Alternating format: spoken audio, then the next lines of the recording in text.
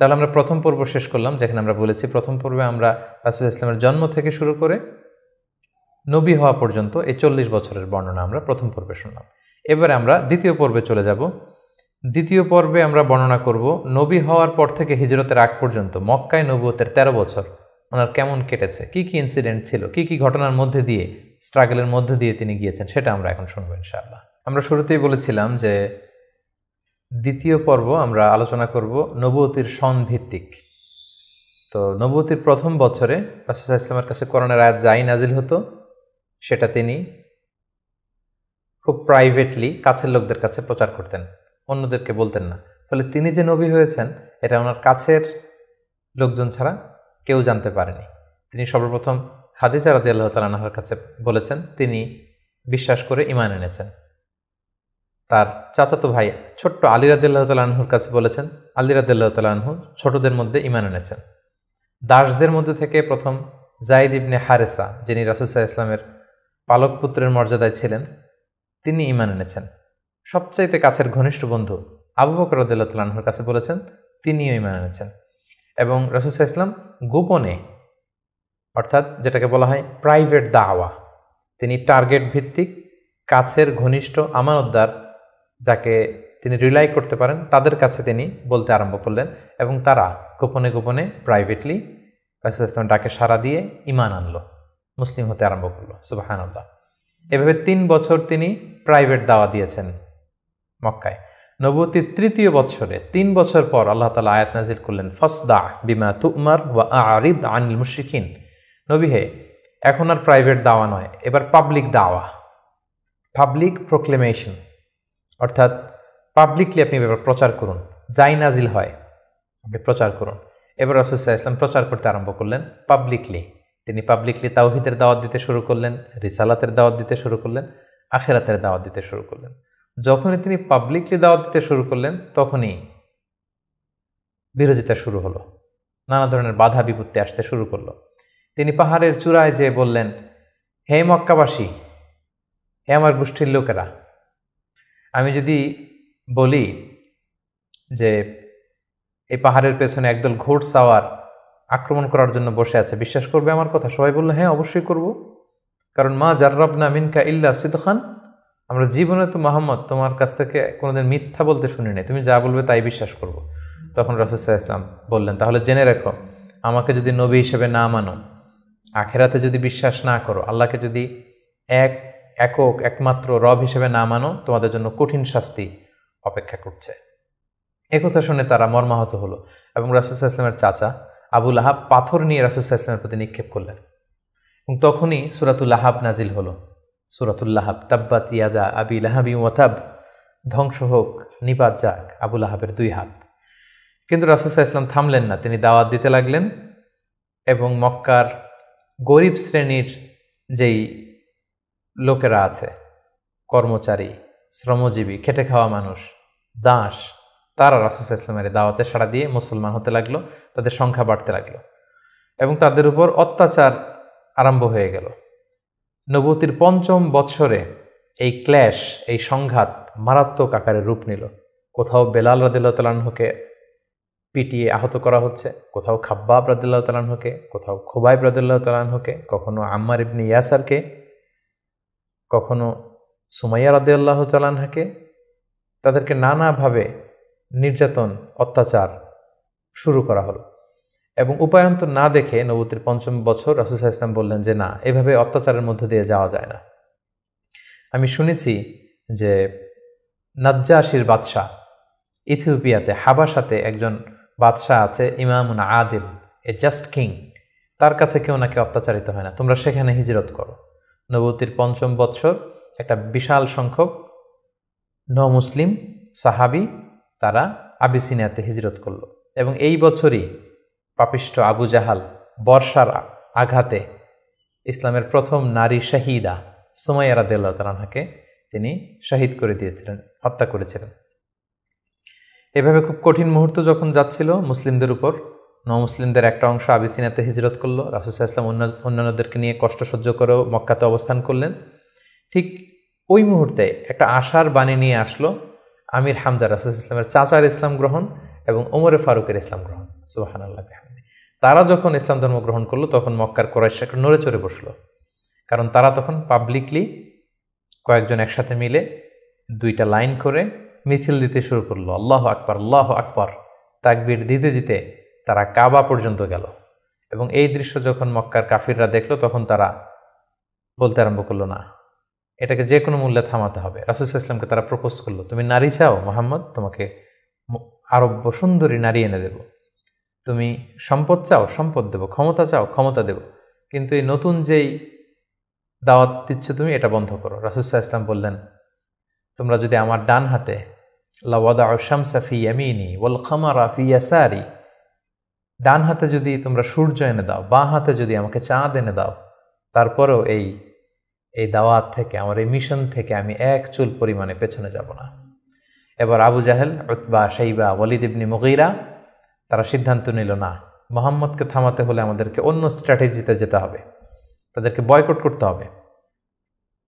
এবং তারা তখন প্রপোজ করলো যে আমরা বয়কট করব।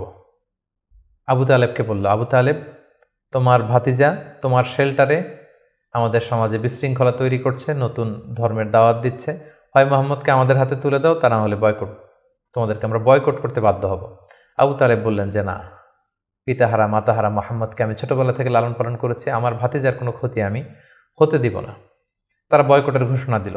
তারা বলল, আমরা সবাই মিলে এই বানু হাশিমকে বয়কট করলাম, তোমাদের সাথে আমাদের কোনো বিবাহ হবে না, কোনো অর্থনৈতিক চুক্তি হবে না, আমরা কোনো পণ্য বিক্রি করব না, তোমাদের থেকে কিনবো না, কথা বলবো না, তোমাদেরকে বয়কট। 3 বছর শিআবে আবি তালেবে রাসূল সাল্লাল্লাহু আলাইহি ওয়াসাল্লামের চাচা এবং মুসলিমরা এই বয়কটের মধ্যে ছিলেন। প্রথম বছর তারা ছাগল পালতো, যেহেতু ছাগল জবাই করে খেয়েছে। তারপরের বছর ছাগলের চামড়া, এবং অনেক সাহাবী ছাগলের চামড়া, গাছের ছাল খেয়ে বেহুশ হয়ে থাকতো, যেহেতু কোনো খাবার দাবারের ব্যবস্থা ছিল না। ঠিক নবুয়তের 7ম বছরে এই বয়কট শুরু হলো 10ম বৎসর পর্যন্ত। 3টি বছর তারা এই বয়কটের মধ্যে দিয়ে গিয়েছে। এবং রাসূল সাল্লাল্লাহু আলাইহি ওয়াসাল্লাম নবুয়তের 10ম বৎসরে চাচা আবু তালেবকে বললেন যে, চাচা, আল্লাহ তাআলা আমাকে জানিয়েছেন যে তারা যে বয়কটের যে ধারাগুলো লিখেছিল, যে আমাদের কাছে পণ্য বিক্রি করবে না, আমাদের সাথে বিয়ে শাদী হবে না, কথাবার্তা হবে না, এবং এই ধারাগুলো লিখে তারা একটা কাগজে এটাকে কাবা ঘরের ছাদের উপরে ঝুলিয়ে দিয়েছিল।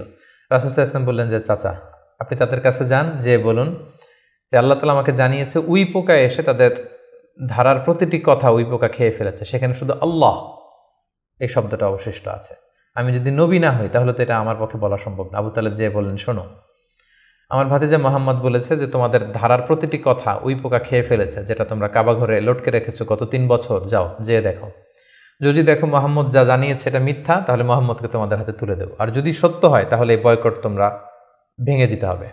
তারা যে তাই দেখলো, রাসূল সাল্লাল্লাহু আলাইহি ওয়াসাল্লাম যেমনটি বলেছেন, কোনো লেখা সেই নথিপত্রে নেই, শুধু আল্লাহ নামটি ছাড়া। এটা দেখে তাদের কারো কারোর মধ্যে ভয় আসলো যে না, এতটা আমাদের আত্মীয়, এরা একই বংশের লোক, একই সমাজের লোক, এটা করা ঠিক হবে না। নবুয়তের 10ম বৎসর এই বয়কটকে তারা উঠিয়ে নিল। কিন্তু তার চেয়েও দুঃখজনক ঘটনা আমাদের জন্য সামনে অপেক্ষা করছে। সেটা হচ্ছে নবুয়তের 10ম বৎসর রাসূল সাল্লাল্লাহু আলাইহি ওয়াসাল্লামের এই চাচা আবু তালেব ইন্তেকাল করলো, যিনি রাসূল সাল্লাল্লাহু আলাইহি ওয়াসাল্লামকে পলিটিক্যাল শেল্টার দিতেন, এবং রাসূল সাল্লাল্লাহু আলাইহি ওয়াসাল্লামকে ঘরে যিনি শক্তি যোগাতেন, সাহস যোগাতেন এবং ফিনান্সিয়াল সাপোর্ট দিতেন, তার সেই প্রিয়তমা স্ত্রী খাদিজা রাদিয়াল্লাহু তাআলা আনহা নবুয়তের 10ম বৎসরে চাচার ইন্তেকালের 6 মাস পরে ইন্তেকাল করলেন। রাসূল সাল্লাল্লাহু আলাইহি ওয়াসাল্লাম তখন সাউদা বিনতে জামাআ রাদিয়াল্লাহু তাআলা আনহাকে বিয়ে করলেন। আয়েশা রাদিয়াল্লাহু তাআলা আনহার সাথে বিয়ের কন্ট্রাক্ট অর্থাৎ আকদ হলো, কিন্তু সংসার শুরু হয়নি। কিন্তু এখন তো রাসূল সাল্লাল্লাহু আলাইহি ওয়াসাল্লামকে বাঁচানোর মতো কেউ নেই, শেল্টার দেওয়ার মতো কেউ নেই। এখন তো যে কেউ রাসূল সাল্লাল্লাহু আলাইহি ওয়াসাল্লামের উপর অ্যাটাক করতে পারে। তাই রাসূল সাল্লাল্লাহু আলাইহি ওয়াসাল্লাম পাশের শহর টুইন সিটি তায়েফে চলে গেলেন। তায়েফের লোকদেরকে দাওয়াত দিলেন। নবুয়তের 10ম বছরেই তিনি তায়েফে চলে গেলেন। কিন্তু আমরা তায়েফের ঘটনা জানি।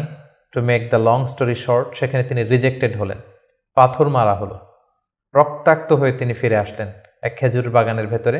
ফজরের সময় তিনি যখন তেলাওয়াত করছিলেন, একদল জিন যাচ্ছিল এবং তারা রাসূল সাল্লাল্লাহু আলাইহি ওয়াসাল্লামের কণ্ঠের তেলাওয়াত শুনে জিন জাতি ঈমান এনে ফেলল। আল্লাহ তাআলা বোঝাতে চাইলেন, নবী হে, মক্কায় নির্যাতিত হয়ে তায়েফে গিয়েছেন, তায়েফে রক্তাক্ত হয়েছেন, রিজেক্টেড হয়েছেন, তায়েফের লোকের আপনার কথা শুনেনি, কিন্তু অদৃশ্য জগতের এক জাতি, জিন জাতি আপনার এই কথা শুনে ঈমান এনে মুসলমান হয়ে গিয়েছে। সুবহানাল্লাহ। তায়েফে যখন তিনি রিজেক্টেড হলেন, এবার তিনি কোথায় যাবেন? মক্কাতে আসলে এখানে মৃত্যু অপেক্ষা করছে। তায়েফে তিনি আশ্রয় পেলেন না। এবার তিনি মক্কার অনতি দূরে দাঁড়িয়ে একজন লোককে পাঠালেন যে যাও, যে বলো যে কেউ কি নেই আমাকে শেল্টার দিবে। আমার তো এটা আমার শেকড়, জন্মভূমি, আমার বাবা দাদা সবাই এ এলাকার, আমার স্মৃতি, শৈশব কৈশোর সব এখানে। আমি তো তোমাদের সাথে কোনো খারাপ আচরণও কখনো করিনি, কাউকে ঠকাইনি। আমাকে থাকবার জন্য কি কেউ আশ্রয় দিবে না? কেউ তখন আবু জাহেল, উতবা, সাইবার ভয়ে রাসূল সাল্লাল্লাহু আলাইহি ওয়াসাল্লামকে আমান বা সিকিউরিটি দিতে রাজি হলো না, একজন লোক ছাড়া। তিনি হচ্ছেন মুতঈম ইবনে আদি। যদিও সে মুশরিক, কিন্তু রাসূল সাল্লাল্লাহু আলাইহি ওয়াসাল্লামকে শেল্টার বা আমান দেওয়ার জন্য রাজি হলো। আল্লাহর মেহেরবানি, এই মুশরিক মুতঈম ইবনে আদির শেল্টারে রাসূল সাল্লাল্লাহু আলাইহি ওয়াসাল্লাম মক্কায় ঢুকলেন, তাওয়াফ করলেন, মক্কায় থাকতে আরম্ভ করলেন। কিন্তু মক্কার পরিবেশ পরিস্থিতি মোটেও রাসূল সাল্লাল্লাহু আলাইহি ওয়াসাল্লামের অনুকূলে নয়। রাসূল সাল্লাল্লাহু আলাইহি ওয়াসাল্লাম খুব কষ্টে দিনাতিপাত করতে লাগলেন।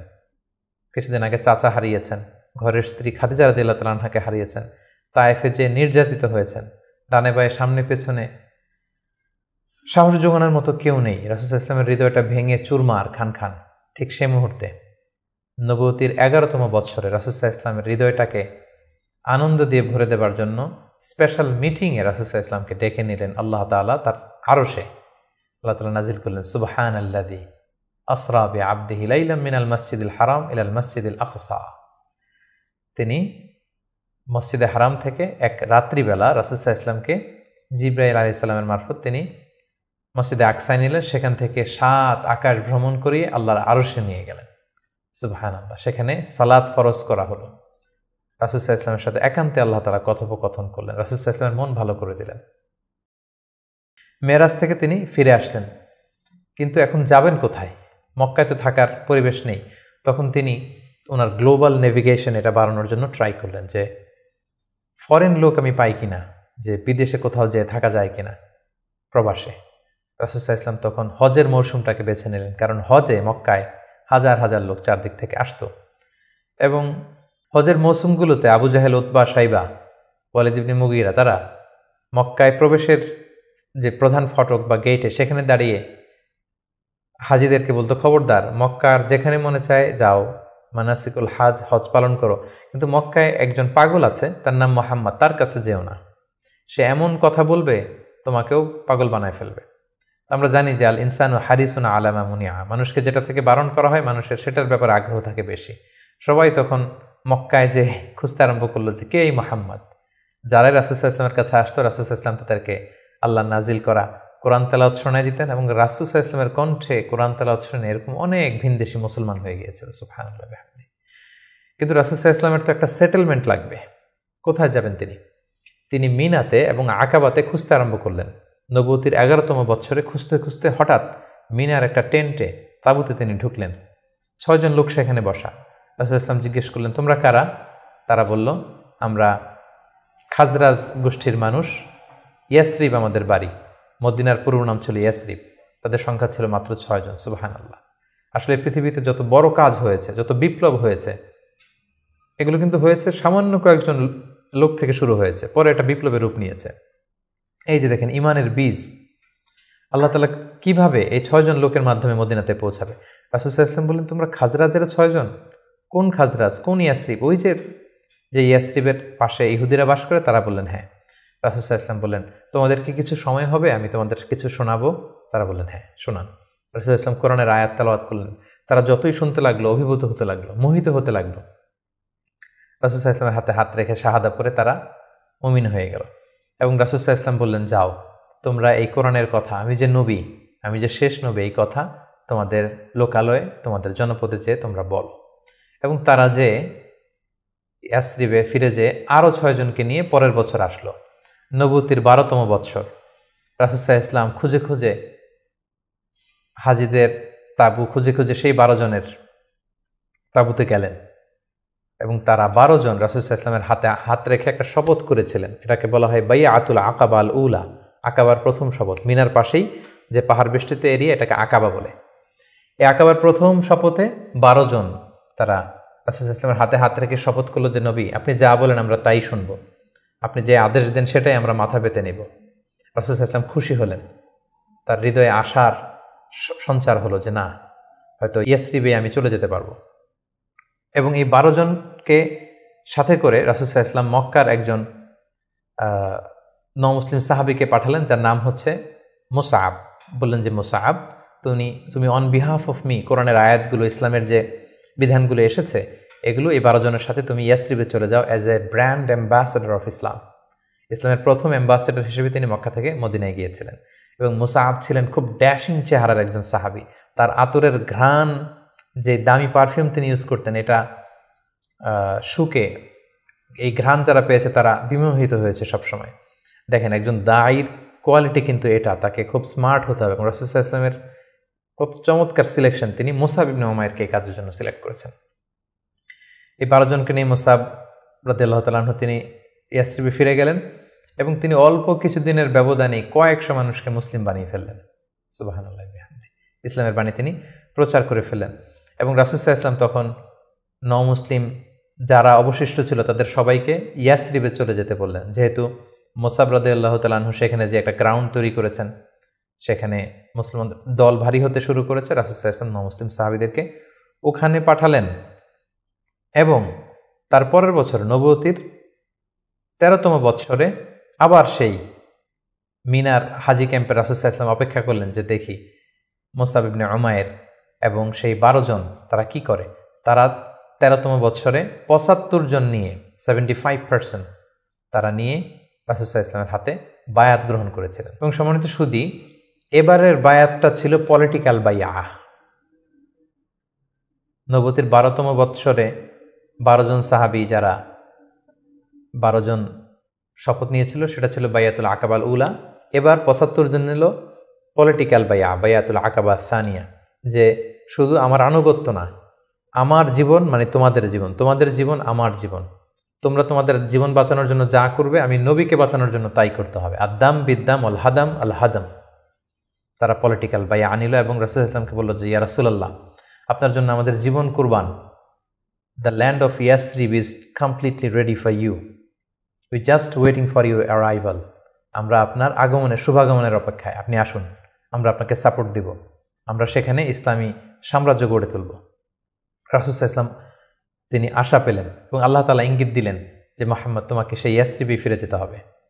রাসূল সাল্লাল্লাহু আলাইহি ওয়াসাল্লাম বললেন, তোমাদের মধ্যে থেকে আমি 12 জনকে নাকিব বানাতে চাই, 12 জন লিডার, তোমরা যে ইসলাম প্রচার করবে।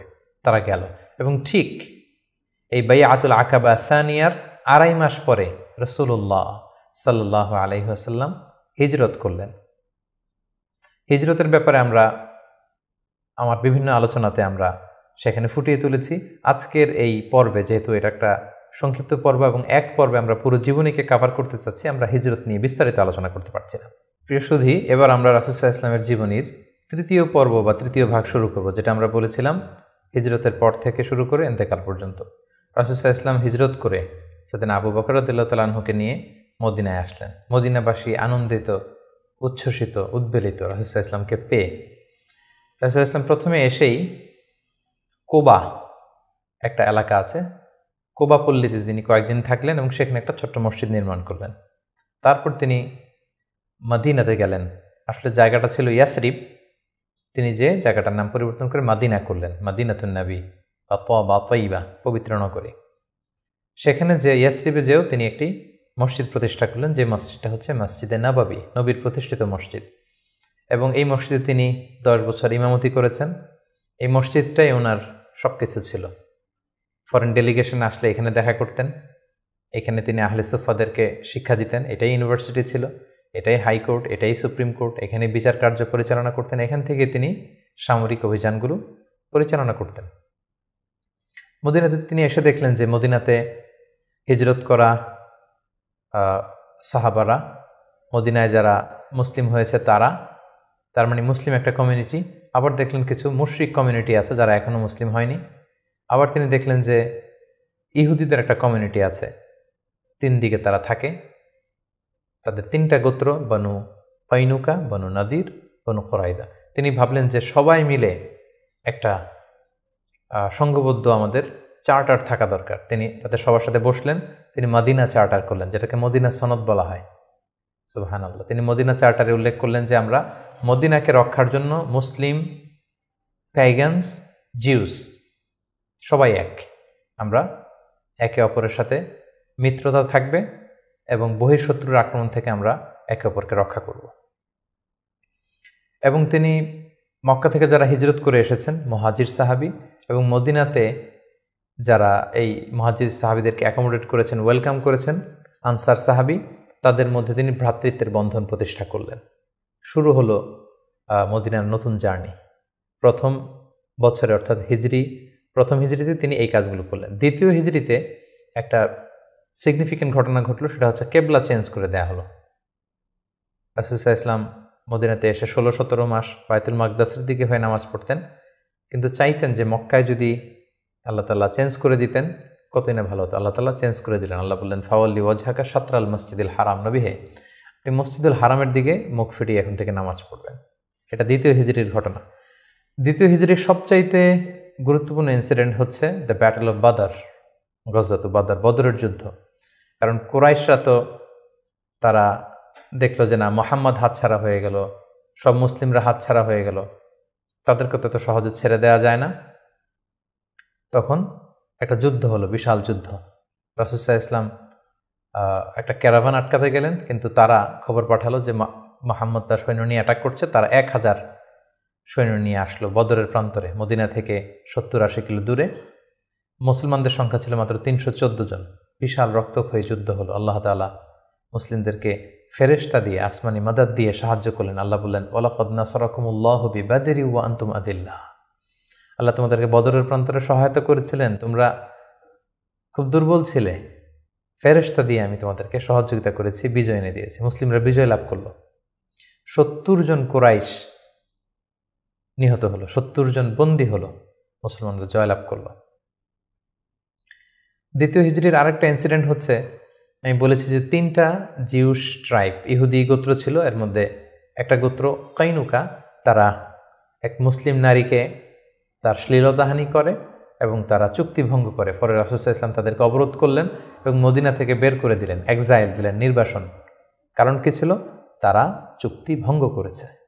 রাসূল সাল্লাল্লাহু আলাইহি ওয়াসাল্লাম কখনো আগ বাড়িয়ে কারোর সাথে বিরোধিতায় জড়াননি, শান্তি নষ্ট করেননি।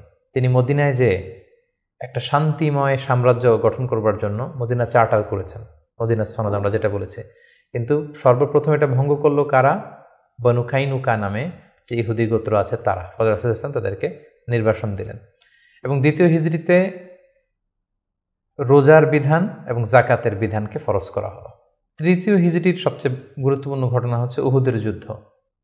কারণ 1 বছর আগে দ্বিতীয় হিজরিতে কুরাইশদের 70 জন নিহত হয়েছে, 70 জন বন্দী হয়েছে। তাদের যেই ক্ষত, ঘা, এটা শুকায়নি।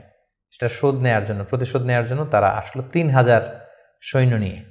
মুসলিমরা ছিল মাত্র 1000। ইনিশিয়ালি রাসূল সাল্লাল্লাহু আলাইহি ওয়াসাল্লামের কিছু দিক নির্দেশনা অমান্য করার কারণে মুসলিমরা পরাজিত হতে আরম্ভ করলো, কিন্তু শেষের দিকে তারা আবার যুদ্ধে একটা ব্যালেন্স তৈরি করলো। কিন্তু তারপরেও 70 জন মুসলিম এই যুদ্ধে শহীদ হয়েছেন। এবং রাসূল সাল্লাল্লাহু আলাইহি ওয়াসাল্লাম তার প্রিয়তম চাচা হামজা ইবনে আব্দুল মুত্তালিব, যাকে সাইয়্যিদুশ শুহাদা ঘোষণা দেওয়া হয়েছে, এবং যে মুসআব ইবনে উমাইরকে দ্য ফার্স্ট অ্যাম্বাসেডর করে তিনি পাঠিয়েছিলেন, এই যুদ্ধে তিনিও শহীদ হয়েছেন। 70 জন সাহাবীকে রাসূল সাল্লাল্লাহু আলাইহি ওয়াসাল্লাম হারিয়েছেন সেই যুদ্ধে। তৃতীয় হিজরিতে রাসূল সাল্লাল্লাহু আলাইহি ওয়াসাল্লাম হাফসা রাদিয়াল্লাহু তাআলা আনহাকে বিয়ে করেন, জাইনাব বিনতে খুজাইমাকে বিয়ে করেন। এবং তৃতীয় হিজরি সনে ফাতিমা রাদিয়াল্লাহু তাআলা আনহা, আলী রাদিয়াল্লাহু তাআলা আনহার ঘরকে উজালা করে রাসূল সাল্লাল্লাহু আলাইহি ওয়াসাল্লামের প্রথম নাতি হাসান রাদিয়াল্লাহু তাআলা আনহু জন্মগ্রহণ করেছিলেন। চতুর্থ হিজরির একটা মর্মান্তিক ঘটনা হচ্ছে বীরে মাউনার ঘটনা। নজদ থেকে কিছু লোক এসে রাসূল সাল্লাল্লাহু আলাইহি ওয়াসাল্লামকে বললেন, আপনি কিছু সাহাবাকে, কারি সাহাবাকে, হাফেজ সাহাবাদেরকে আমাদের সাথে পাঠান, তারা নজদে এসে আমাদেরকে ইসলাম শিখাবে। রাসূল সাল্লাল্লাহু আলাইহি ওয়াসাল্লাম 70 জন কারি সাহাবাকে বিশ্বাস করে পাঠিয়েছিলেন যে তাদেরকে নিয়ে যাও, তারা ইসলাম শিখাবে। কিন্তু তারা বিশ্বাসঘাতকতা করে এই সাহাবীদেরকে হত্যা করেছিল। এটা বীরে মাউনার ঘটনা। রাসূল সাল্লাল্লাহু আলাইহি ওয়াসাল্লাম অত্যন্ত মর্মাহত হয়েছিলেন। এবং চতুর্থ হিজরির আরেকটা ঘটনা হচ্ছে যে বনু নাদির, ইহুদিদের যে দ্বিতীয় গোষ্ঠী বনু নাদিরকে রাসূল সাল্লাল্লাহু আলাইহি ওয়াসাল্লাম নির্বাসন দিয়েছিলেন, মদিনা থেকে বের করে দিয়েছিলেন। কারণ কি? একই ঘটনা, বিশ্বাসঘাতকতা, দ্য ট্রেচারি, বিশ্বাসঘাতকতার কারণে। রাসূল সাল্লাল্লাহু আলাইহি ওয়াসাল্লাম আবু বকর, ওমর ফারুককে নিয়ে রক্তপণ কালেকশন করবার জন্য সেখানে গিয়েছিলেন এবং তারা বলল যে হ্যাঁ, আমরা এটাতে অংশগ্রহণ করবো, আপনি আসুন। কিন্তু তারা প্ল্যান করে রেখেছিল যে রাসূল সাল্লাল্লাহু আলাইহি ওয়াসাল্লামকে এমন একটা ঘরের নিচে বসাবেন, যেই ঘরের উপর থেকে একজন ইহুদি বড় একটা পাথরের খণ্ড রাসূল সাল্লাল্লাহু আলাইহি ওয়াসাল্লামের মাথায় নিক্ষেপ করবেন, যাতে রাসূল সাল্লাল্লাহু আলাইহি ওয়াসাল্লাম সেখানে নিহত হন।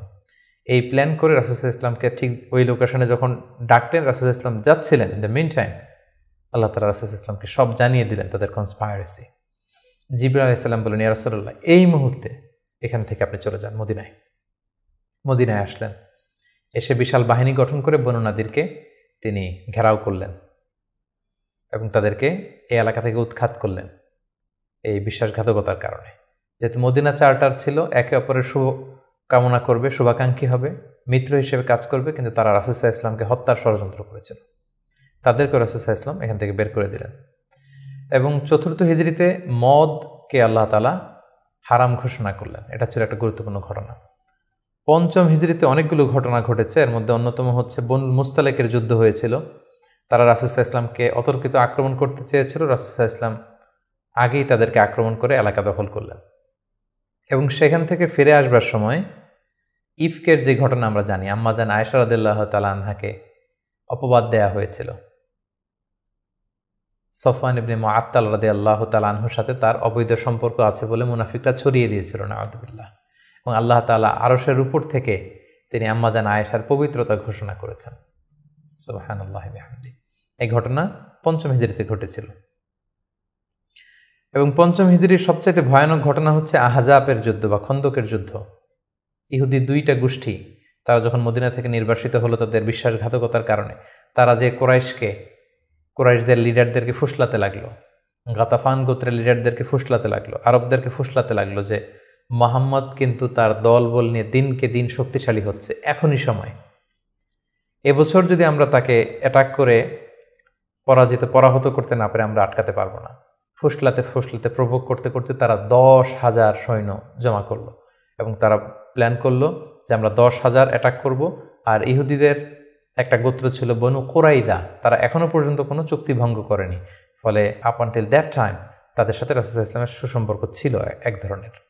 তারা প্ল্যান করলো কোনোভাবে আমরা ভেতর থেকে বিশ্বাসঘাতকতার জন্য বনু কুরাইজাকে আমরা বলবো। তারা সেটাই করলো, ১০,০০০ সৈন্য মদিনাতে অ্যাটাক করলো। এখন রাসূল সাল্লাল্লাহু আলাইহি ওয়াসাল্লাম কী করবেন? এই ছোট্ট বাহিনী নিয়ে তো ১০,০০০ শক্তিশালী বাহিনীকে সামলানো সম্ভব নয়। রাসূল সাল্লাল্লাহু আলাইহি ওয়াসাল্লাম মিটিং করলেন, কনসাল্ট করলেন। সালমান আল ফারিসি তিনি বললেন যে আমরা আমাদের পারস্যে যুদ্ধের অনেকগুলো মাধ্যমের একটা মাধ্যম হচ্ছে ট্রেঞ্চ খনন করি, পরিখা খনন করি। বিশাল মদিনার চারদিকে বিশাল গর্ত করে আমরা এমন পরিখা খনন করব, ফলে আর মদিনাতে আসতেই পারবেন। আসতে হলে আগে মই দিয়ে নিচে নামতে হবে, তারপরে আবার মই দিয়ে উপরে উঠতে হবে। এই মুহূর্তেই আমরা তীর মেরে তাদেরকে নাস্তানাবুদ করতে পারবো। রাসূল সাল্লাল্লাহু আলাইহি ওয়াসাল্লাম রাজি হলেন। কয়েক কিলোমিটার ব্যাপী মদিনার দুই দিকে এক পাশ থেকে আরেক পাশে বিশাল পরীক্ষা খনন করলেন সব সাহাবা। রাসূল সাল্লাল্লাহু আলাইহি ওয়াসাল্লাম নিজেও এই পরীক্ষা খননের কাজে অংশগ্রহণ করলেন। ১০,০০০ সৈন্যবাহিনী আসলো, তারা ভেতর থেকে বনু কুরাইজাকে বিশ্বাসঘাতকতার জন্য উদ্বুদ্ধ করলো। তারা রাজি হচ্ছিল না, অবশেষে রাজি হলো। রাসূল সাল্লাল্লাহু আলাইহি ওয়াসাল্লাম আল্লাহ সাহায্য চাইলেন যে আল্লাহ, ভেতর থেকে যদি বনু কুরাইজা বিশ্বাসঘাতকতা করে অ্যাটাক করে, বাইরে থেকে ওরা যদি আসে, আমরা তো শেষ হয়ে যাব।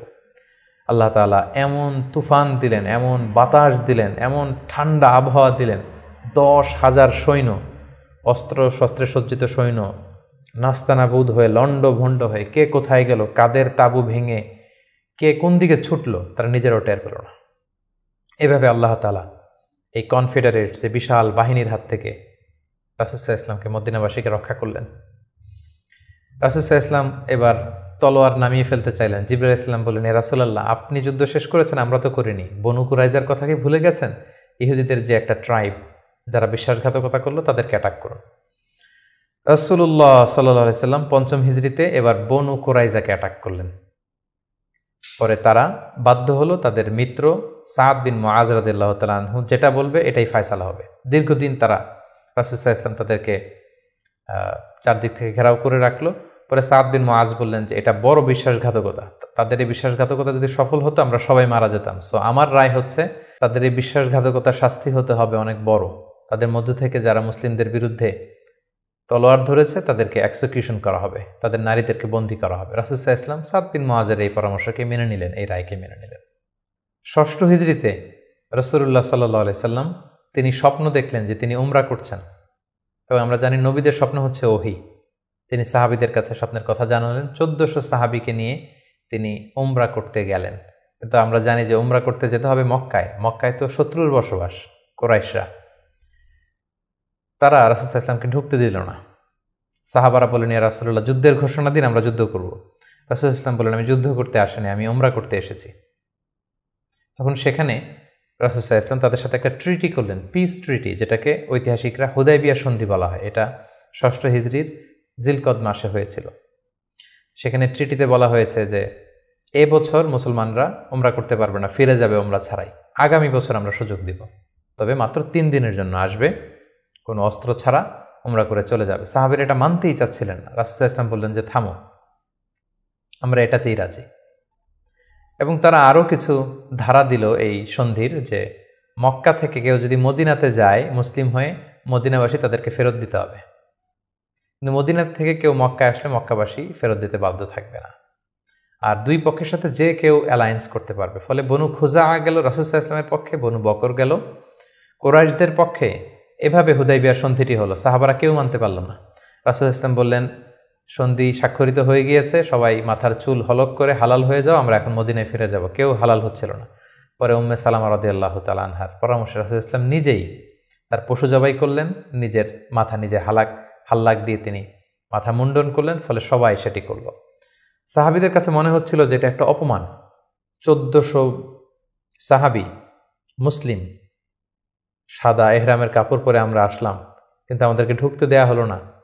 রাসূল ইসলাম বললেন, না, এই সন্ধি আল্লাহ তাআলা বলেছেন যে ইন্না ফাতাহনা আলাকা ফাতহাম মুবিনা, নবী হে, তোমাদেরকে আমি বিজয় দিব। এবং চূড়ান্ত বিজয়ের জন্য এই সন্ধিটা গুরুত্বপূর্ণ ছিল।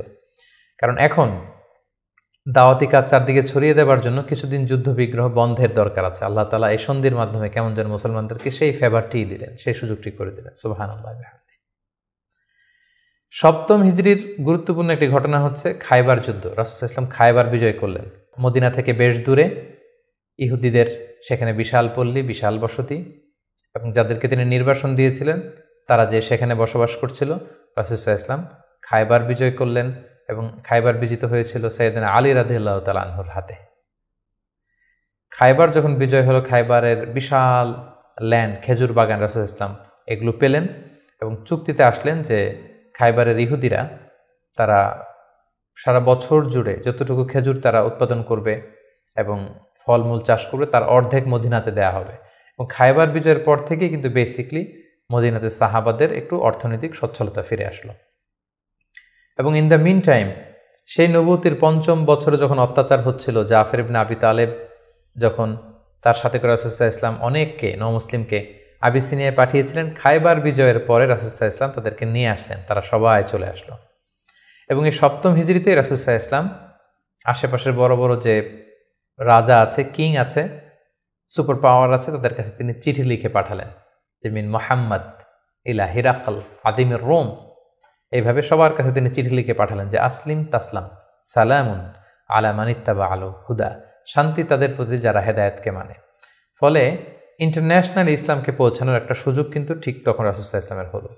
এবং ৭ম হিজরিতে রাসূল সাল্লাল্লাহু আলাইহি ওয়াসাল্লাম সাহাবাদেরকে নিয়ে উমরা করে আসলেন। এটাকে বলা হয় উমরাতুল কাদা।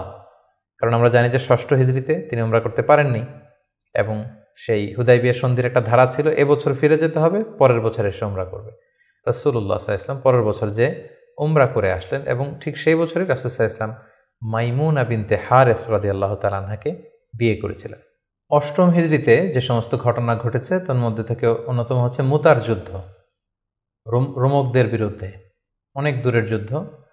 ৩ জন সেনাপতি রাসূল সাল্লাল্লাহু আলাইহি ওয়াসাল্লাম এখানে ফিক্স করে দিয়েছিলেন, যায়েদ বিন হারিসা, জাফর ইবনে আবি তালেব, আব্দুল্লাহ ইবনে রাওয়াহা। কোনো অভিযানে তিনি ৩ জন সেনাপতি দেন না। এই যুদ্ধে ৩ জনকে তিনি সেনাপতি করলেন। তারা ৩ জনই বুঝতে পেরেছেন যে তারা প্রত্যেকে শহীদ হবেন, এবং সেটাই ঘটেছিল। রাসূল সাল্লাল্লাহু আলাইহি ওয়াসাল্লাম তাদের জন্য দোয়া করেছিলেন। সবশেষে খালিদ বিন ওয়ালিদ রাদিয়াল্লাহু তাআলা আনহুর নেতৃত্বে মুতার যুদ্ধ বিজয় হয়। অষ্টম হিজরির সবচাইতে সিগনিফিক্যান্ট ইভেন্ট হচ্ছে ফাতহু মাক্কা, মক্কা বিজয়, যেটার কারণ হচ্ছে হুদাইবিয়া সন্ধিতে একটা অ্যালায়েন্স হয়েছিল। বনু খুজা ছিল মুসলিমদের পক্ষে, বনু বকর ছিল কুরাইশদের পক্ষে, এবং কথা ছিল কেউ কাউকে অ্যাটাক করবে না। কিন্তু বনু বকরের কিছু লোক কুরাইশদের সহযোগিতায় অস্ত্র নিয়ে তারা একদিন রাতে বনু খুজাকে অ্যাটাক করে তাদের 20 জনকে নিহত করে। রাসূল সাল্লাল্লাহু আলাইহি ওয়াসাল্লাম এই সন্ধিকে আর অটুট রাখলেন না, এই অপরাধকে বরদাস্ত করলেন না। রাসূল সাল্লাল্লাহু আলাইহি ওয়াসাল্লাম যাতে মাফ করে দেয় এটার জন্য আবু সুফিয়ানকে পাঠানো হয়েছিল, রাসূল সাল্লাল্লাহু আলাইহি ওয়াসাল্লাম মানলেন না। বিশাল এক বাহিনী নিয়ে 10,000 সাহাবীকে নিয়ে তিনি মক্কা অভিমুখে রওনা হলেন এবং তিনি মক্কা বিজয় করলেন। এটাকে ঐতিহাসিকভাবে ফাতহু মাক্কা বলা হয়।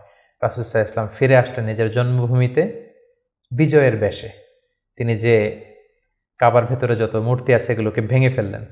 বেলাল রাদিয়াল্লাহু আনহুকে বললেন, যাও কাবার উপরে উঠে আজান দাও। আজান দেয়া হলো। রাসূল সাল্লাল্লাহু আলাইহি ওয়াসাল্লাম নামাজ পড়লেন, কাবার ভেতরেও নামাজ পড়লেন। সবচেয়ে বড় 2-1 অপরাধীকে তিনি শাস্তি দিয়েছিলেন, বাকি সবাইকে তিনি মাফ করেছিলেন। সবাই ভয়ে কাঁপছিল। রাসূল সাল্লাল্লাহু আলাইহি ওয়াসাল্লাম বললেন যে লা তাসরিবা আলাইকুমুল ইয়াউম, আজকে তোমাদের প্রতি কোনো আক্রোশ নেই, তোমরা আমাদের ভাই, আমার আত্মীয়, আমরা একই এলাকার লোক। রাসূল সাল্লাল্লাহু আলাইহি ওয়াসাল্লাম ক্ষমা করে দিলেন এবং রাসূল সাল্লাল্লাহু আলাইহি ওয়াসাল্লামের ক্ষমার এই নমুনা দেখে সবাই মুসলিম হয়ে গেল। রাসূল সাল্লাল্লাহু আলাইহি ওয়াসাল্লামের হাতে হাত রেখে শাহাদা পাঠ করলো। এভাবে মক্কা বিজয় হয়ে গিয়েছিল। মক্কা বিজয়ের পর অষ্টম হিজরির আরেকটা বড় ইনসিডেন্ট হচ্ছে হুনাইনের যুদ্ধ। মক্কাতে রাসূল সাল্লাল্লাহু আলাইহি ওয়াসাল্লাম 19 দিন অবস্থান করলেন। তার মদিনাতে ফিরে আসার আগেই বনু সাকিফ, বনু হাওয়াজিন যারা তায়েফের অধিবাসী, তারা রাসূল সাল্লাল্লাহু আলাইহি ওয়াসাল্লামের উপর অ্যাটাক করার প্ল্যান করলো। রাসূল সাল্লাল্লাহু আলাইহি ওয়াসাল্লাম তাদের প্রতি অভিযান পরিচালনা করলেন। হুনাইন নামক জায়গায় যুদ্ধ হলো। শুরুতে মুসলমানরা পরাস্ত হয়েছিল, কিন্তু পরবর্তীতে মুসলমানরা বিজয় লাভ করল এবং এযাবৎকালে সবচাইতে বেশি গানিমাত, যুদ্ধলব্ধ সম্পদ রাসূল সাল্লাল্লাহু আলাইহি ওয়াসাল্লাম এই হুনাইনের যুদ্ধ থেকে তিনি পেয়েছিলেন। এবং এই যুদ্ধে রাসূল সাল্লাল্লাহু আলাইহি ওয়াসাল্লামের সেই দুধমা হালিমা, দুধবোন শাইমা, তারা বন্দী হয়ে এসেছিল। রাসূল সাল্লাল্লাহু আলাইহি ওয়াসাল্লাম তাদেরকে চিনতে পারলেন, তাদেরকে ক্ষমা করে দিলেন, তাদেরকে অনেক উপর হুকুম দিলেন। নবম হিজরিকে বলা হয় দ্য ইয়ার অফ ডেলিগেশনস, আমাল উফুদ। ইসলাম যেহেতু এখন একটা স্থিতিশীল শক্তিশালী অবস্থায় আছে, মুসলিম সাম্রাজ্য পৃথিবীর বিভিন্ন দেশ থেকে রাসূল সাল্লাল্লাহু আলাইহি ওয়াসাল্লামের সাথে অ্যালায়েন্স করার জন্য, জোট করার জন্য, তারা নিজেদের সমর্থন দেওয়ার জন্য অথবা শাহাদা পাঠ করে মুসলিম হওয়ার জন্য রাসূল সাল্লাল্লাহু আলাইহি ওয়াসাল্লামের কাছে এই বছর এসে নবম হিজরিতে এসে দেখা করতে লাগলো। এবং নবম হিজরিতে একটা বড় যুদ্ধ হয়েছিল যেটাকে তাবুকের যুদ্ধ বলা হয়। নবম হিজরির রজব মাসে রাসূল সাল্লাল্লাহু আলাইহি ওয়াসাল্লাম রোমানদের বিরুদ্ধে যুদ্ধ করার জন্য তিনি অভিযান পরিচালনা করেছিলেন এবং এই সময়টা ছিল প্রচণ্ড গরমের সময় এবং খেজুর পাকার মুহূর্ত। ফসল পেকেছে, ফসল কেটে ঘরে উঠাতে হবে, প্রচণ্ড গরম, সফরের দূরত্ব অনেক বেশি। মুনাফিকরা নানা তাল বাহানায় রাসূল সাল্লাল্লাহু আলাইহি ওয়াসাল্লামের কাছে ওজর আপত্তি করল, রাসূল সাল্লাল্লাহু আলাইহি ওয়াসাল্লাম মেনে নিলেন। আর মুসলিমদেরকে নিয়ে রাসূল সাল্লাল্লাহু আলাইহি ওয়াসাল্লাম তাবুকে গেলেন। তাবুকে যে রাসূল সাল্লাল্লাহু আলাইহি ওয়াসাল্লাম সেখানে 20 দিন অবস্থান করলেন। আসলে সেখানে কোনো যুদ্ধ হয়নি, মুমিনদের ইমানি পরীক্ষার জন্য আল্লাহ তাআলা সর্বশেষ পরীক্ষাটা করলেন। মুসলিমদের এই বিশাল বাহিনী দেখে রোমান সাম্রাজ্যের সৈনিকেরা তারা যুদ্ধ করতে অস্বীকৃতি জানালো। যুদ্ধ ছাড়াই বিজয়ের বেশে রাসূল সাল্লাল্লাহু আলাইহি ওয়াসাল্লাম তাবুক থেকে ফিরে আসলেন। ফিরে আসার পথে রাসূল সাল্লাল্লাহু আলাইহি ওয়াসাল্লামকে জানানো হলো যে মুনাফিকরা একটা বিশেষ মসজিদ বানিয়েছে, সেখানে আপনাকে নিতে চায়। আপনি যে একবার নামাজ পড়াবেন, তারপরে সেখানে তারা ষড়যন্ত্র করবে। তাই তাদের ষড়যন্ত্রের মূলোৎপাটনের জন্য আপনি মদিনাতে ফেরার আগেই এই মসজিদকে জ্বালিয়ে দিবেন। আল্লাহ তাআলার অর্ডার। এই মসজিদের নাম হচ্ছে মসজিদে দিরার। মুমিনদের মধ্যে ডিভাইডেশন, ক্ষতি এবং সমাজের মধ্যে ক্যাওস সৃষ্টি করার জন্য, মুসলিমদের মধ্যে ঐক্যের মধ্যে ভাঙন তৈরি করবার জন্য তারা এই মসজিদ তৈরি করেছে। রাসূল সাল্লাল্লাহু আলাইহি ওয়াসাল্লাম পাঠালেন সাহাবীদেরকে, এই মসজিদকে জ্বালিয়ে দেয়া হলো। এবং এই নবম হিজরিতেই তায়েফের বনু সাকিব গোত্র এসে ইসলাম ধর্ম গ্রহণ করলো এবং রাসূলুল্লাহ সাল্লাল্লাহু আলাইহি ওয়াসাল্লাম নবম হিজরিতে আবু বকর রাদিয়াল্লাহু তাআলা আনহুকে হজের আমির বানিয়ে হজে পাঠালেন। বললেন যে আবু বকর যাও, তুমি যে এবার হজের লিডিং তুমি দিবে, আর বলে আসবে যে আগামী বছর 10ম হিজরিতে আমি নবী হজে যাব, এবং বলে দিয়ে আসবে যে আগামী বছর থেকে কোনো মুশরিক আর হজ করতে পারবে না। রাসূল সাল্লাল্লাহু আলাইহি ওয়াসাল্লামের নির্দেশনা পেয়ে নবম হিজরিতে আবু বকর রাদিয়াল্লাহু তাআলা আনহু তিনি হজ পরিচালনার জন্য গেলেন এবং যাওয়ার পথে প্রতিমধ্যে সকল আরব গোত্রগুলোকে তিনি জানিয়ে দিলেন যে আগামী বছর কিন্তু নবী হজে আসবে, ফলে কোনো মুশরিক আর আগামী বছর থেকে হজের সুযোগ পাবে না। এবং এই নবম হিজরিতে রাসূল সাল্লাল্লাহু আলাইহি ওয়াসাল্লাম জাজিরাতুল আরবের বিভিন্ন এলাকায় ইসলামের দাওয়াত পৌঁছানোর জন্য বিভিন্ন সাহাবাদেরকে দায়িত্ব দিয়ে দাঈ ইলাল্লাহ হিসেবে পাঠিয়েছেন। এবং ঠিক তখনই আল্লাহ তাআলা আয়াত নাজিল করলেন, ওয়ারাআইতান নাসা ইয়াদখুলুনা ফি দীনিল্লাহি আফওয়াজা। অর্থাৎ হে নবী, আপনি দেখবেন দলে দলে জাজিরাতুল আরবে লোকজন ইসলামের ছায়াতলে চলে আসছে। এবং সেটাই হলো, দলে দলে লোকজন ইসলাম ধর্ম গ্রহণ করতে লাগলো। দশম হিজরিতে রাসূল সাল্লাল্লাহু আলাইহি ওয়াসাল্লাম মুআয ইবনে জাবালকে আলী রাদিয়াল্লাহু তাআলা আনহুকে ইয়ামানে পাঠালেন, খালিদ বিন ওয়ালিদকে নাজরানে পাঠালেন। এবং দশম হিজরিতে রাসূল সাল্লাল্লাহু আলাইহি ওয়াসাল্লাম হজে বের হলেন। প্রায় লক্ষাধিক সাহাবাকে নিয়ে তিনি হজের জন্য গেলেন। সহিহ মুসলিমের বর্ণনা, জাবের রাদিয়াল্লাহু তাআলা আনহু বলেন, মদিনা থেকে জুলহুলাইফা থেকে ইহরাম বেঁধে রাসূল সাল্লাল্লাহু আলাইহি ওয়াসাল্লাম যখন বেরোলেন, আমি তাকিয়ে দেখি ডানে হাজার হাজার সাহাবী, বায়ে হাজার হাজার সাহাবী, সামনে পেছনে হাজার হাজার মানুষ। যেখান দিয়ে যাচ্ছে লোকজন রাসূল সাল্লাল্লাহু আলাইহি ওয়াসাল্লামের কাফেলার সাথে হজের জন্য যুক্ত হচ্ছে। রাসূল সাল্লাল্লাহু আলাইহি ওয়াসাল্লামের এই হজটাকে বিদায় হজ বলা হয়। এবং এই বিদায় হজে তিনি একটা ঐতিহাসিক ভাষণ দিয়েছিলেন, যেটাকে বিদায় হজের ভাষণ বলা হয়। দিনটা ছিল জুমাবার। রাসূল সাল্লাল্লাহু আলাইহি ওয়াসাল্লাম তিনি আরাফার ময়দানে জিলহজ মাসের 9 তারিখে ঐতিহাসিক ভাষণ দিয়েছিলেন, এই বিদায় হজের ভাষণ, যেখানে তিনি জাহিলিয়াতকে কবর দিয়েছিলেন। জাহিলিয়াতের সব কিছু তিনি সেদিন ড্যামলিশ করেছিলেন। সুদকে তিনি পায়ের নিচে স্থান দিয়েছিলেন। এবং সেখানে তিনি মানবতার কথা বলেছেন, উইমেন রাইটসের কথা বলেছেন, নারী অধিকারের কথা, শ্রমিকদেরকে নিয়ে তিনি সেদিন কথা বলেছেন। সেখানে ভ্রাতৃত্বের কথা তিনি বলেছেন। সেখানে শিরকের বিরুদ্ধে তিনি আওয়াজ তুলেছেন। সেই ঐতিহাসিক বিদায় হজের ভাষণে তিনি মানুষদেরকে কল্যাণের পথে আহ্বান করেছেন। এবং তিনি বলেছেন আমিরের আনুগত্যের কথা। এভাবে তিনি সেই ঐতিহাসিক ভাষণটি দিয়েছিলেন। এবং সবশেষে তিনি বলেছিলেন যে, তোমাদের মাঝে আমি দুটি জিনিস রেখে গেলাম। ইঙ্গিত দিচ্ছিলেন যে আমার সময় শেষ হয়ে এসেছে, তোমাদের মাঝে দুটি জিনিস, I have left behind two things to you, দুইটা জিনিস রেখে গেলাম। এই দুইটাকে তোমরা যদি আঁকড়ে ধরো, তোমরা কখনো পথভ্রষ্ট হবে না। একটা হচ্ছে কিতাব আল্লাহ, আল্লাহর কিতাব, আর আরেকটা হচ্ছে সুন্নাতা রাসূলিহি, রাসূলের সুন্নাত। এই দুটাকে যারা আঁকড়ে ধরবে তারা কখনো পথভ্রষ্ট হবে না। এবং সেদিন ইসলামকে পরিপূর্ণ করে দেয়া হলো। আয়াত নাজিল হলো, আল ইয়াউমা আকমালতু লাকুম দীনাকুম ওয়া আতমামতু আলাইকুম নি'মাতি ওয়া রাদিতু লাকুমুল ইসলামা দীনা। হে নবী, আজকে তোমাদের জন্য দিনকে আমি পরিপূর্ণ করলাম, তোমার প্রতি আমার নেয়ামতের বাড়িধারাকে পরিপূর্ণ করলাম, এবং ইসলামকে তোমাদের জন্য দিন হিসেবে দিয়ে আমি আল্লাহ সন্তুষ্ট হলাম। এটাই ছিল রাসূল সাল্লাল্লাহু আলাইহি ওয়াসাল্লামের সেই ঐতিহাসিক বিদায় হজের ভাষণ। এবং সেটি ঘটেছিল দশম হিজরিতে। হজ শেষ করে রাসূল সাল্লাল্লাহু আলাইহি ওয়াসাল্লাম মদিনাতে এসে তিনি রোমানদের বিরুদ্ধে যুদ্ধের জন্য রাসূল সাল্লাল্লাহু আলাইহি ওয়াসাল্লামের একজন প্রিয় সাহাবী ওসামা বিন যায়েদ রাদিয়াল্লাহু তাআলা আনহুকে নেতা করে পাঠিয়েছিলেন। কিন্তু তিনি যেতে পারেননি। মদিনা থেকে বের হওয়ার কিছুদিন পরই তিনি শুনতে পেলেন যে রাসূল সাল্লাল্লাহু আলাইহি ওয়াসাল্লাম অসুস্থ। 11 হিজরির কথা। রাসূল সাল্লাল্লাহু আলাইহি ওয়াসাল্লাম অত্যন্ত অসুস্থ হয়ে পড়লেন এবং সেই অসুস্থতা থেকে তিনি আর সুস্থ হয়ে উঠলেন না। এবং সেই অসুস্থতার কারণে রাসূল সাল্লাল্লাহু আলাইহি ওয়াসাল্লাম ইন্তেকাল করলেন। হিজরি 11 সনে রবিউল আউয়াল মাসের 12 তারিখ সোমবার রাসূলুল্লাহ সাল্লাল্লাহু আলাইহি ওয়াসাল্লাম এই পৃথিবী থেকে বিদায় নিলেন। এবং তিনি আম্মাজান আয়েশা রাদিয়াল্লাহু তাআলা আনহার কোলের মধ্যে মাথা রেখে আম্মাজান আয়েশা রাদিয়াল্লাহু তাআলা আনহার ঘরের ভেতরে তিনি ইন্তেকাল করেছিলেন। ইন্তেকালের আগে তিনি বারবার বেহুশ হয়ে যাচ্ছিলেন এবং পানি আনতে বলছিলেন। পানির মধ্যে হাত ঢুকিয়ে তিনি চেহারার মধ্যে পানি লাগাচ্ছিলেন আর বলছিলেন, ইন্না লিল মাউতি লা সাকারাত, হায়রে মৃত্যুর এতই যন্ত্রণা, মৃত্যুর এত কষ্ট। রাসূল সাল্লাল্লাহু আলাইহি ওয়াসাল্লাম আম্মাজান আয়েশা রাদিয়াল্লাহু তাআলা আনহার হাতে মেসওয়াক দেখে, তার শ্যালক যখন মেসওয়াক করছিল তিনি সেখানে ফেল করে তাকিয়েছিলেন। আম্মাজান আয়েশা বুঝতে পেরেছিলেন যে তিনি মেসওয়াক করবেন। তিনি নিজ হাতে মেসওয়াকটি নিয়ে চিবিয়ে নরম করে রাসূল সাল্লাল্লাহু আলাইহি ওয়াসাল্লামের মুখে দিয়েছিলেন। তিনি ইন্তেকালের আগে মেসওয়াক করেছিলেন এবং তিনি ইন্তেকালের আগে বলেছিলেন, আসসালাত আসসালাত, উম্মতেরা নামাজ নামাজ, নামাজকে তোমরা ভুলে যেও না। ওমা মালাকাত আইমানুকুম, এবং তোমাদের কর্মচারীদের প্রতি, শ্রমিকদের প্রতি তোমরা অবিচার করো না। এই কথাগুলো বলে তিনি সর্বশেষ যে বাক্যটি উচ্চারণ করেছিলেন সেটি হচ্ছে, মা আল্লাযীনা আনআমা আল্লাহু আলাইহিম মিনান নাবিয়্যিন ওয়াস সিদ্দীকিন ওয়াশ শুহাদাই ওয়াস সালিহিন। অর্থাৎ হে আল্লাহ, নবী, সিদ্দিক, শুহাদা, সালেহ তাদের সাথে যেন আমি থাকি।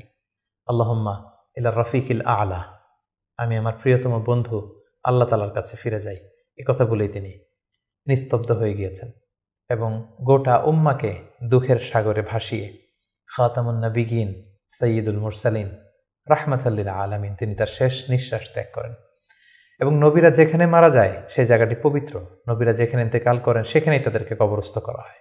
রাসূল সাল্লাল্লাহু আলাইহি ওয়াসাল্লামকে আম্মাজান আয়েশা রাদিয়াল্লাহু তাআলা আনহার ঘরেই কবরস্থ করা হয়েছে এবং আজও মসজিদে নববীর পাশে সবুজ মিম্বারের নিচে পেয়ারা নবী আল্লাহর হাবিব সাল্লাল্লাহু আলাইহি ওয়াসাল্লাম মাহমুদ রাসূলুল্লাহ সাল্লাল্লাহু আলাইহি সাল্লাম সেখানে শায়িত আছেন। সম্মানিত সুধী, এ পর্যায়ে আমরা খুব সংক্ষিপ্ত পরিসরে রাসূল সাল্লাল্লাহু আলাইহি ওয়াসাল্লামের জীবনী থেকে আমরা কিছু লাইফ লেসন নিয়ে আসব, যে আমরা কি শিখতে পারি রাসূল সাল্লাল্লাহু আলাইহি ওয়াসাল্লামের জীবনী থেকে। প্রথম যেই লেসনটা আমরা উল্লেখ করতে চাই সেটা হচ্ছে রাসূল সাল্লাল্লাহু আলাইহি ওয়াসাল্লাম খুব বড় মনের মানসিকতার অধিকারী ছিলেন, বড় হৃদয়ের অধিকারী ছিলেন। তিনি সবার জন্য ছিলেন। He use to think beyond the narrow borders. তিনি বড় হৃদয়ের অধিকারী ছিলেন, কখনো ন্যারো মাইন্ডেড ছিলেন না। উনি সবাইকে অ্যাকোমোডেট করতে চাইতেন।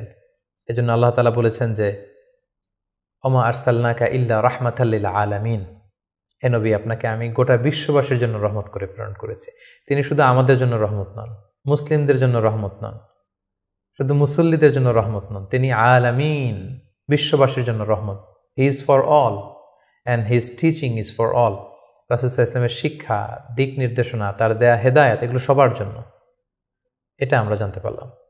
দ্বিতীয় যে শিক্ষাটা আমরা পাই সেটা হচ্ছে রাসূল সাল্লাল্লাহু আলাইহি ওয়াসাল্লাম সবসময় সংঘবদ্ধ জীবনযাপন করেছেন। আমরা যদি দেখি মক্কাতে সংঘবদ্ধ, মদিনাতে সংঘবদ্ধ, যেখানে তিনি ছিলেন সংঘবদ্ধ ছিলেন। এবং আমরা যেন ইউনাইটেড থাকি, কোরআনের শিক্ষাটা তিনি বারবার বলেছেন, ওয়ালা তাফাররাকু, তোমরা বিচ্ছিন্ন হয় না, তোমরা আলাদা হয়ে জীবনযাপন করো না, বরং তোমরা সংঘবদ্ধ জীবনযাপন করো। রাসূল সাল্লাল্লাহু আলাইহি ওয়াসাল্লামের জীবনী থেকে আমরা এই শিক্ষাটাও পাই। 3 নম্বর যে শিক্ষাটি আমরা পাই রাসূল সাল্লাল্লাহু আলাইহি ওয়াসাল্লামের জীবনী থেকে সেটা হচ্ছে তিনি পিস লাভার ছিলেন, শান্তিকামী। কখনো সংঘাতে সহজে বিরোধে জড়াতে চাইতেন না, সবসময় শান্তি প্রতিষ্ঠায় তিনি অগ্রগামী ছিলেন। আমরা যদি দেখি যে কোরাইশদের সাথেও কিন্তু তিনি পিস ট্রিটি করেছেন, শান্তি চুক্তি। সাহাবারা রাজি হচ্ছিলেন না, কিন্তু তিনি করেছেন। মদিনায় এসে তিনি মদিনা চার্টার করেছেন, মদিনা সনদ করেছেন, ইহুদিদের সাথে একসাথে থেকেছেন, থাকতে চেয়েছেন, কিন্তু মদিনা সনদ ভঙ্গ হয়েছে যখন তারা বিশ্বাসঘাতকতা করেছে। তার মানে তিনি সবসময় শান্তির পক্ষে ছিলেন, শান্তিকামী তিনি ছিলেন। সো আমরা যারা নবীজির উম্মত বলে নিজেদেরকে দাবি করি, আমরা যেন সবসময় শান্তিকামী হই, আমরা যেন শান্তির পক্ষে থাকি, এটা আমাদের জন্য শিক্ষা। 4 নম্বর যে শিক্ষাটি আমরা পাই সেটা হচ্ছে he was the flag bearer of justice. তিনি সবসময় ন্যায় বিচারের পক্ষে ছিলেন, ন্যায়ের পতাকাবাহী ছিলেন, ন্যায় বিচারের পতাকাবাহী। সবসময় ন্যায় যেখানে, সত্য যেখানে, ইনসাফ যেখানে, জাস্টিস যেখানে, তিনি সেখানে। তার প্রমাণ আমরা দেখি 20 বছর বয়সে তিনি যখন যুবক, তখন তিনি হেলফুল ফুজুল নামে যুব সংঘ করেছেন। উদ্দেশ্য কী ছিল? যে মাল মাজলুম দিদ্দাল জালেম, আমরা সবসময় মাজলুমের পক্ষে থাকবো, জালেমের বিরুদ্ধে। কোনো জালেম যেন কোনো ব্যবসায়ীকে, ভিনদেশিকে, কাউকে যেন ঠকাতে না পারে, মাজলুমের পক্ষে লড়বার জন্য তিনি এটা করেছেন। তার মানে ইনসাফ, জাস্টিস, ন্যায় পরায়ণতার পক্ষে তিনি সবসময় কাজ করেছেন। সো আমরা যেন সবসময় ন্যায় পরায়ণতার পক্ষে থাকি, এটাই আমাদের জন্য শিক্ষা।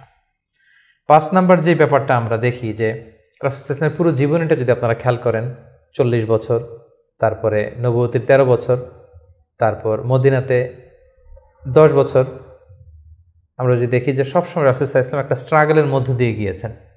তিনি আল্লাহর নবী, শুধু নবী নয়, শ্রেষ্ঠ নবী, আল্লাহর হাবিব, তার কাছে কোরআন নাজিল হয়েছে, তার কাছে ওহী আসতো, আল্লাহর সরাসরি সাহায্য তিনি পেয়েছেন, আল্লাহর সাথে কথা বলেছেন।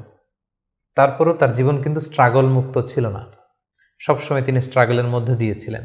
আমরা একটু স্ট্রাগল করলে হতাশ হয়ে পড়ি, একটু বিপদে পড়লে হতাশ হয়ে পড়ি। আমরা যদি রাসূলের জীবনী দেখি তাহলে আমরা বুঝতে পারবো না, হতাশ হওয়া যাবে না, ধৈর্য ধারণ করতে হবে, কারণ struggle is the part of our life. আমার নবী স্ট্রাগল করেছেন, তিনি সংগ্রাম করেছেন, সো সংগ্রাম আমাদের জীবনের অংশ। এই শিক্ষাটা আমরা পাই। 6 নম্বর যে শিক্ষাটি আমরা পাই সেটা হচ্ছে রাসূল সাল্লাল্লাহু আলাইহি ওয়াসাল্লাম ব্যক্তিগত জীবনে অত্যন্ত সৎ ছিলেন। ট্রুথফুলনেস ছিল ওনার গুণ, ট্রাস্টওয়ার্দিনেস অর্থাৎ সত্যবাদিতা এবং আমানতদারিতা।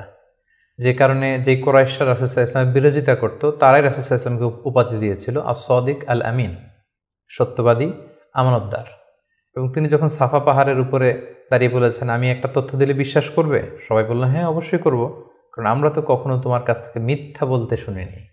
সুবহানাল্লাহ, চিন্তা করেন, নিজের জাতিগোষ্ঠীর এত বড় অ্যাকনোলেজমেন্ট, সবাই এক স্বরে বলে উঠল, মা জাররাবনা আলাইকা ইল্লা সিদকান, সত্য ছাড়া মিথ্যা তো কখনো শুনিনি। যেদিন তিনি হিজরত করবেন সেদিন তিনি তার ঘরে রাসূল সাল্লাল্লাহু আলাইহি ওয়াসাল্লাম আলী রাদিয়াল্লাহু তাআলা আনহুকে রেখে গিয়েছিলেন। কেন? কারণ ওনার কাছে মক্কার অনেক লোকেরা আমানত রেখেছিল, সেই আমানতগুলো বুঝিয়ে দিতে আলী রাদিয়াল্লাহু তাআলা আনহুর 3 দিন সময় লেগেছিল। এত পরিমাণে ডিপোজিট ছিল, আমানতের বিভিন্ন জিনিসপত্র ছিল, সেগুলো আলী রাদিয়াল্লাহু তাআলা আনহু বুঝিয়ে দিয়ে তারপরে তিনি হিজরত করেছেন। কতটা আমানতদার ছিলেন আমাদের প্রিয় নবী। এবং ওনার এই ব্যবসায় আমানতদারিতায় মুগ্ধ হয়েই কিন্তু খাদিজা রাদিয়াল্লাহু তাআলা আনহা রাসূল সাল্লাল্লাহু আলাইহি ওয়াসাল্লামকে বিয়ের প্রস্তাব দিয়েছিলেন। সো তার উম্মত হিসেবে আমাদের উচিত সত্যবাদী, সৎ এবং আমানতদার হওয়ার চেষ্টা করা। 7 নম্বর যে শিক্ষাটি আমরা রাসূল সাল্লাল্লাহু আলাইহি ওয়াসাল্লামের জীবনী থেকে পাই সেটা হচ্ছে রাসূল সাল্লাল্লাহু আলাইহি ওয়াসাল্লামের একটা ফ্রেন্ডলি ইন্টারাকশন ছিল তার ফলোয়ারদের সাথে, good interaction with the followers. সাহাবীদের সাথে খুবই সুসম্পর্ক ছিল এবং সাহাবীরা কোনো পরামর্শ দিলে সেটা ভালো হলে তিনি আমলে নিতেন। আমরা যদি বদরের যুদ্ধের ঘটনাটা একটু রিভাইজ করি, আমরা দেখব যে মুসলিমরা যে এক জায়গায় তাঁবু গাড়ল, তখন হাব্বাব ইবনুল মুনযির রাদিয়াল্লাহু তাআলা আনহু বললেন, ইয়া রাসূলুল্লাহ, এখানে যে তাঁবু গাড়লেন এটা কি ওয়াহি না আপনার ডিসিশন? রাসূল সাল্লাল্লাহু আলাইহি ওয়াসাল্লাম বললেন যে না, আল্লাহ অর্ডার করেন, এটা আমার ডিসিশন। তিনি বললেন, না ইয়া রাসূলুল্লাহ, এখানে তাঁবু গাড়াটা ঠিক হয়নি, আমাদেরকে অবস্থান নিতে হবে ওই জায়গায়, ফলে বৃষ্টির পানি আমরা পাবো, কুয়ার পানি আমরা পাবো, আর মুশরিকরা কুরাইশরা তারা পানি পাবে না, আমরা পানি পান করব, ওরা পানির অভাবে মারা যাবে যুদ্ধ ছাড়াই। রাসূল সাল্লাল্লাহু আলাইহি ওয়াসাল্লাম বললেন, তাই তো, চমৎকার আইডিয়া, তাহলে সেটাই করি, চলো চলো আমরা এখান থেকে যে হাব্বাব যেখানে বলেছে সেখানে তাঁবু গাড়ি। তার মানে কতটা ফ্রেন্ডলি একটা ইন্টারাকশন ছিল ফলোয়ারদের সাথে।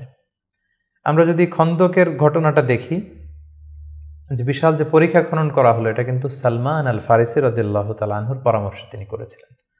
আমাদের অনেক লিডারদের মধ্যে একটা বসি ভাব থাকে যে আমি সব জানি, আমার ফলোয়াররা কিছুই জানে না, আমার টিমের লোকেরা কিছুই জানে না। না, রাসূল সাল্লাল্লাহু আলাইহি ওয়াসাল্লাম এটা করতেন না। কারোর কাছ থেকে কোনো ভালো কনসালটেশন, কোনো পরামর্শ আসলে পলিসি মেকিংয়ে তাদের কথাও তিনি রাখতেন। সুবহানাল্লাহ, এটা একটা গুড লিডারের বৈশিষ্ট্য। 8 নম্বর যে শিক্ষাটা আমরা পাই সেটা হচ্ছে রাসূল সাল্লাল্লাহু আলাইহি ওয়াসাল্লাম হেভিলি ফোকাসড ছিলেন তার মিশনে, এক্সট্রিমলি ফোকাসড রাসূল সাল্লাল্লাহু আলাইহি ওয়াসাল্লাম ছিলেন।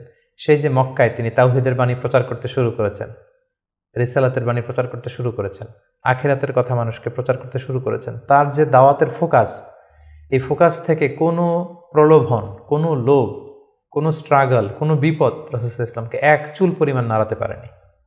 সো আমরা যদি জীবনে সফল হতে চাই, আমাদের ফোকাস ঠিক রাখতে হবে। ফোকাস থেকে আমরা নড়ে গেলে কিন্তু আমরা সফলতার দেখা পাবো না। 9 নম্বর যে শিক্ষাটা আমরা পাই, রাসূল সাল্লাল্লাহু আলাইহি ওয়াসাল্লামের কম্প্যাশনেট অ্যান্ড মার্সিফুল অ্যাটিটিউড।